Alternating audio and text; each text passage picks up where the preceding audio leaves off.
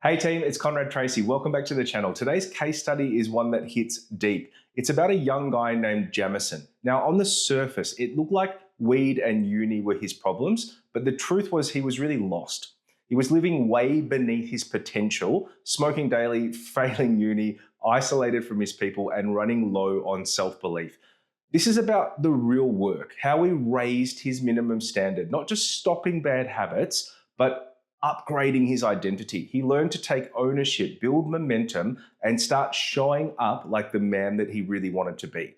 Now, if you're stuck or in a rut or know somebody who's ready to shift, this one's for you because it's easier to change at 25 than rebuild at 45. Let's get into it. When I met Jamison, he was about 25 and he was having some real problems and frustrations in his life. He was not reaching his potential. He was smoking weed every single day. He was flunking out of university. He'd just broken up with his partner and he had really strained relationships with his family. Now, the mistakes that he was making, he was really isolated, okay? He was not taking any accountability and he was really hiding from his feelings. He was making excuses and had poor boundaries, just spending so much time with the wrong people. Now, the metaphor that I like to use for Jamison is this. He's like a high-performance car with an engine that just wouldn't run, okay? It was confusing for him and everybody around him. He was successful, he was talented, came from a great family, had every opportunity, but he was just absolutely stuck. Now, the deep work with Jamison, we realized really early on that the drugs were not the issue, okay? The real issue was a lack of confidence, a lack of self-belief, and really helping him just to transition from being a boy to being a man, okay? Now, over the course of a couple of years, I worked with Jamison and we really helped him to do three key things: open up, show up, and level up. We helped him to clearly communicate. We helped him to do what he said he was going to do every single time. And then we helped him get reconnected to values, success, and real confidence. The other thing that we did with Jamison was we helped him to raise his minimum standard. And that's what I really want to talk to you about today. Okay. So when we talk about raising our minimum standard, it's about elevating your expectations across personal development, relationships, career, and health. It's about recognizing your worth and actively surpassing your own standards. Okay. So these are three key questions that you should really be asking yourself. What does my current life standard look like? Have I ever settled for less than my full potential? And where can I raise my standards, right? Now, here are some key areas to elevate your minimum standards: health and wellness, relationships, career and education, personal development, and also financial responsibility. Now, the key concept here is that we have to create a new zero. So this is really redefining your baseline by setting higher starting points, okay? Identify your current standards, habits, and achievement, envisage a new, challenging but achievable standard, and then set actionable, measurable goals aligned with the new standard. So if you've got $10 in your bank account and you want to raise the minimum standard on that, then maybe the new zero becomes 100 and you don't go below that, okay? It's about consistently taking intentional actions to reach new standards. Now, the thing that Jamison did that was critically important here is that he had to embrace small, meaningful steps for steady progress. He had to prioritize consistency and daily efforts over sporadic change. He had to measure progress and seek feedback from me and focus on sustainable changes and building habits. Now, this really helped him to foster a growth mindset and to learn from his failures. Okay, so what I want to show you is, I guess, a little bit of a journey of how I worked with Harrison and over what period of time. Okay, so if we look at this, and remember, I met him when he was about 25, and he was having a pretty hard time. Okay,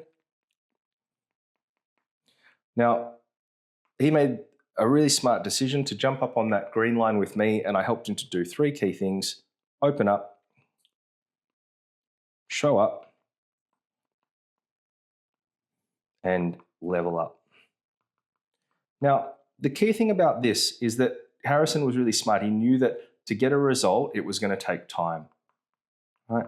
And I worked with him for 12 weeks in the Delta Path. And in that time, we really helped him to get stopped, regain some confidence and regain some consistency. He started to show up around his house. And then he's worked with me for 2 years in this success cycle, which is the program that I run for all of my high potential clients who finish the Delta Path and really want to focus on planning success and getting to that next level of life. Right? Now, over this course, he's gone from flunking uni, broken relationships, hard time at home, to a point today where he is doing so well. And I'll get to that in a minute, right? But I just want you to understand that he made this commitment of time, and he also made a really big commitment in money, okay? The investment for the Delta Path, the investment for the success cycle, I think Harrison, over the course of a couple of years, has spent probably $65,000 to $70,000, okay? And you might think, well, that's a crazy amount of money, right? But what is really important to understand is that he looked at that like an investment, okay? So he made this investment in time, he made this investment in money. We got together, we've done this work over 2 years, and we have raised his minimum standard across his whole life. Now, today, right, he is available for his friends and family. He's an uncle. He's a great friend. He has healthy relationships. The relationship with his parents, right? Absolutely locked. He's reintegrated as an integral part of the family.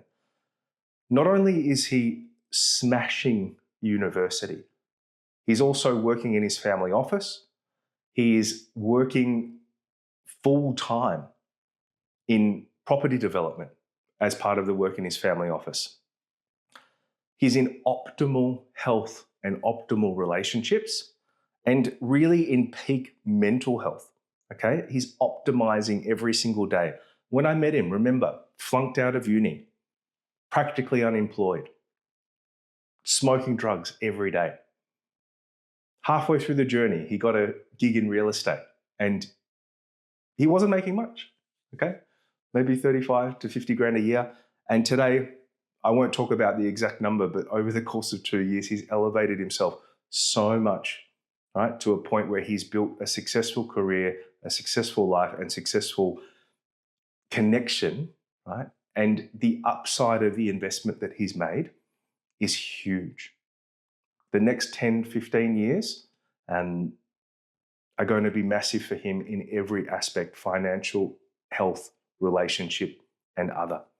Okay, so remember, it's okay to accept help. It's okay to ask for assistance, right? And it's much easier to do this today at 25 rather than 45. And long-term success takes time, right? So if you're watching this and you know that you're a performance car or you've built for performance, but you're not quite hitting your targets, okay? You might be 25, 30 years old. You might come from an amazing family.